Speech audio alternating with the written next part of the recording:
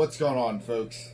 It's Sean from the Driver Spec, and we're down here in Enzo's Cigar Lounge. And I just wanted to make a quick video because I'm going to do something tomorrow that some people think probably can't be done.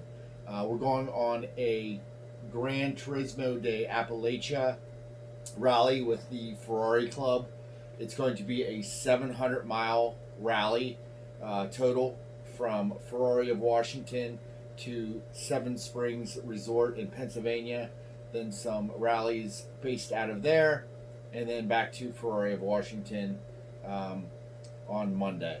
So it's a multi-day rally. It's going to be a fantastic event, but here's what I'm going to do that people think is probably not possible. I'm taking the Maserati GranTurismo because it's a Gran Turismo rally. The misconception that these cars are unreliable is simply a fallacy. So it's like any other car. The maintenance on them is not different than a German BMW or a Mercedes or a Porsche. It's a luxury car, premium repair bill when you have one. But if you maintain these cars, there's not a lot of issues to go along with them as long as you pick the right car. So you got to look at the totality of circumstances when you're picking out one of these cars. Number one, the year. For me, I like the 2013 and a half to 2020, that range. That's the facelift version that comes, all of them are sport models, so they all come with the 4.7 liter Ferrari-derived, Ferrari-built V8 engine. There is no more of the 4.2. And, it's just a great bulletproof engine. It's basically the same conception or the same general idea as the F430 Ferrari block. And it's known to be a bulletproof engine. And then you make that with the ZF transmission. Everybody uses the ZF transmission, so you don't have any F1 pump. The only year for the F1 pump that can be problematic and can be expensive is 2009, and there's about 350 of those cars that were imported into the U.S. So if one of those goes, yes, that is a big cost to replace, because that clutch wears relatively fast, and it's the same clutch system that's in the 360 and I believe the 430 as well, but it's the same clutch system, and they are not cheap to replace. It's a Ferrari part, it's a Ferrari price, and it's going to cost you probably 10 grand, somewhere in there, to do the paddle shift F1 transmission. So my advice is you don't buy a 2009. You just don't buy that car. That eliminates one big problem. The earlier models, the 4.2, they had some variator issues, and that later got corrected with different parts. So I'm not going to buy a 2007 or 2008 because they're the first model years of this car. This was the quickest car ever to be put to production, from pen to actual production, the fastest one ever. It came out in 9 months. And so I'm not going to buy a first model year of that, and I'm definitely not going to buy a Formula One transmission. Then I'm not going to buy a 4.2. I'm getting the 4.7 liter. So there's some things I'm eliminating right off the bat. Now, what are you going to have? You are going to have sticky buttons.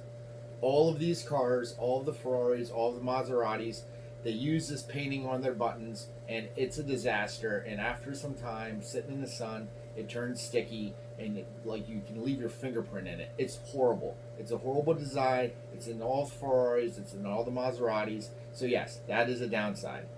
The interior quality, as far as electronics and things like that, they didn't come with a backup camera until 2018, and it's a big long car. And to put a backup camera in it is expensive because of the way the gas tank runs through the back of the car. So you have that issue as well. The infotainment screen, it just is what it is. I mean, nothing is on par with where infotainment is today. And these cars used an outdated system to begin with. But I like old school stuff. That's why I drive an Alfa Romeo Spider Veloci and a Ferrari 308, because they're nostalgic, they're analog, There is no screens in the Alfa or the Ferrari. There just isn't any. So, it's refreshing to see that. But, if that's your thing, you can still run Bluetooth through it, so you can still listen to the stereo through it, which is basically all you need. You're not going to use navigation. You're going to use your phone, because they were still, I believe, the disc navigations, so you weren't going anywhere without that update anyway. So, that's not a big deal. Now, here's what happens to these cars and why they depreciate. Now, let me tell you 2 reasons why. Number 1, the Ghibli. The Ghibli, unless you get the Trofeo, which is a V8, is unfortunately not a great car. Now, that is the start of the engines that were built by Maserati Stellantis, and it's called the Neptuno engine, and it's not a great engine. That 6-cylinder turbocharged it's junk. And if you read the bulletins on it, you'll see all the problems. There's a problem with the valves in the valve clearances on the car. And so what they do is they try to run heavier weight oil, but there is no real fix for it. So that car, you may get good ones, you may get bad ones, and the ones that are bad seem to outweigh the ones that are good. So that sort of tainted the whole brand. But that's a Stellantis problem.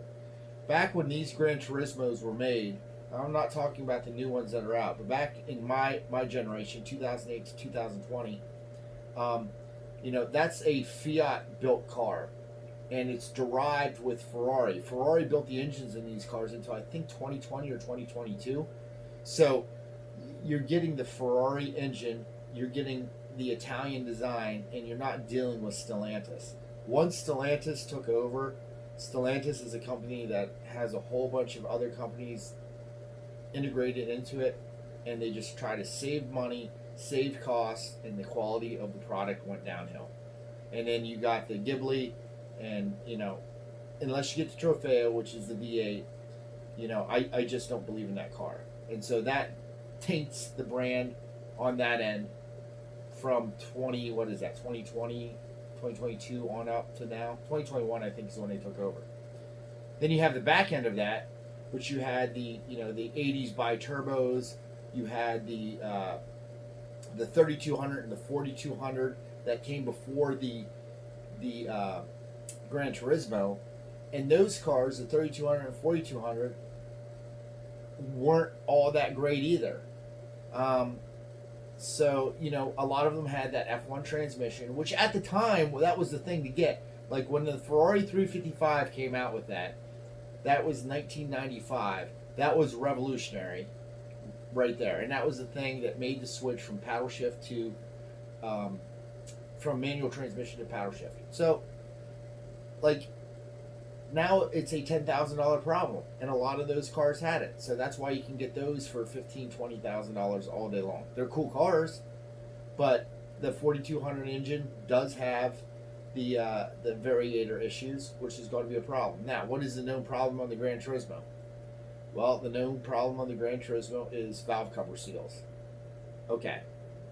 And that's not the end of the world. Like, valve cover seals leaking, you're going to get oil in the engine bay, of course, but it's not the end of the world.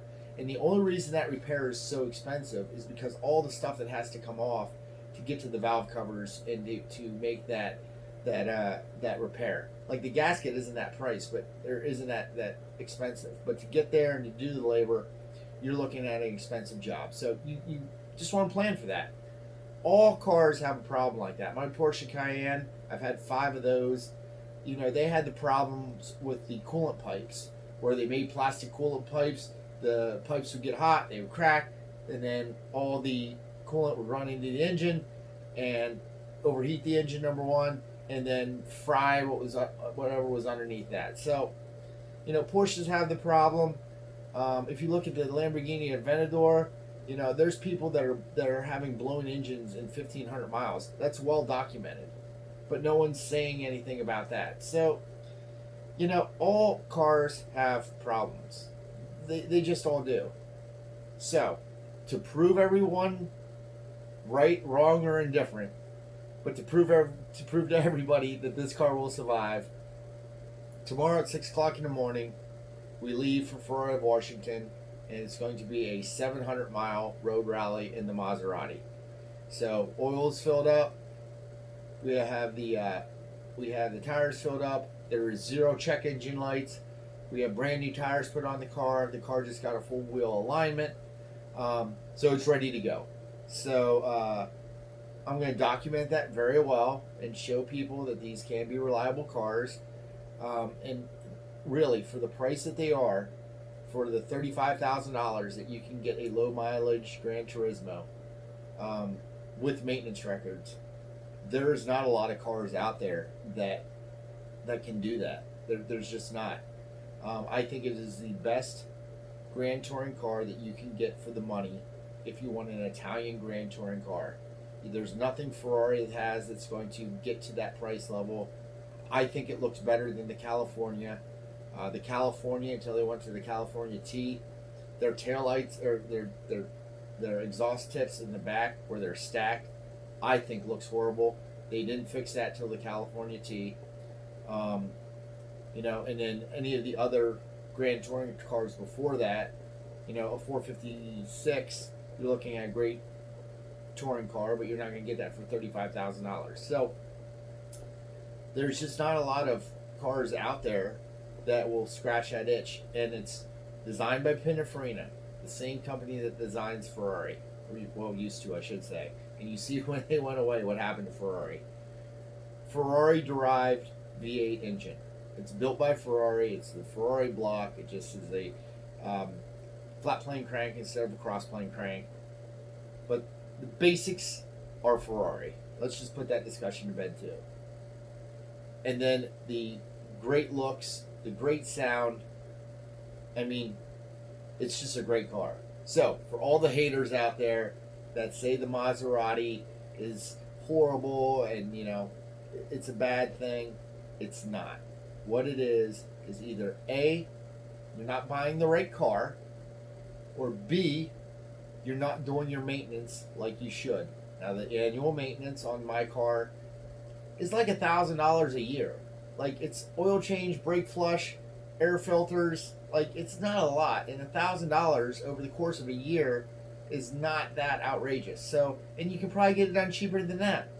So there's no, the tires. I had to put 4 new tires on there. That was $1,200 from Bridgestone Potenzas, Ultra High Performance all seasons.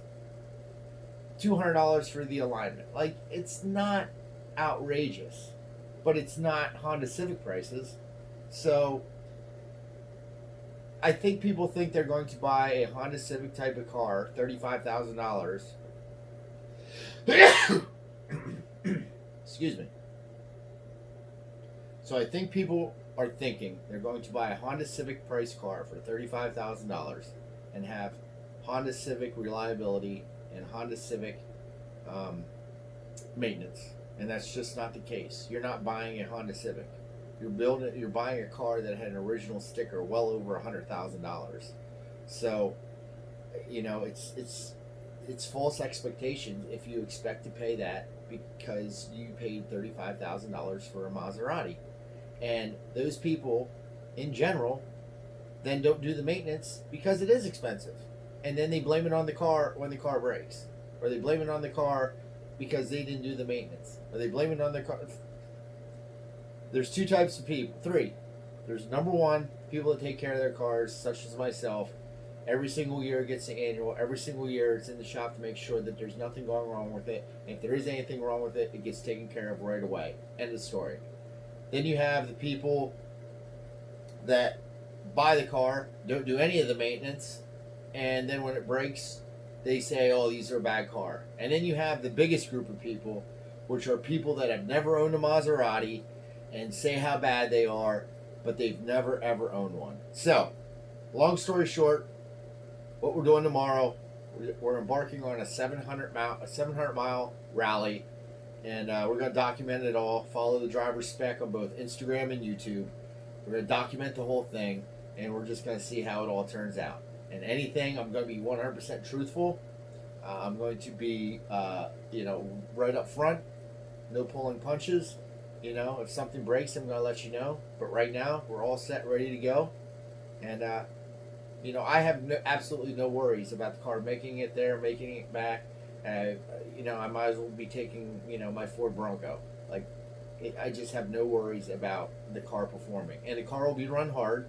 I mean, I'm going to be with the Ferrari kids, so I mean, we're not going to be driving like we're driving Miss Daisy. We're going to be doing some spirited driving. So anyway, follow the adventure that's going to be this weekend. You'll see lots of posts, lots of stories. They'll come out this weekend and then all of next week, and then we'll see you at the next red light.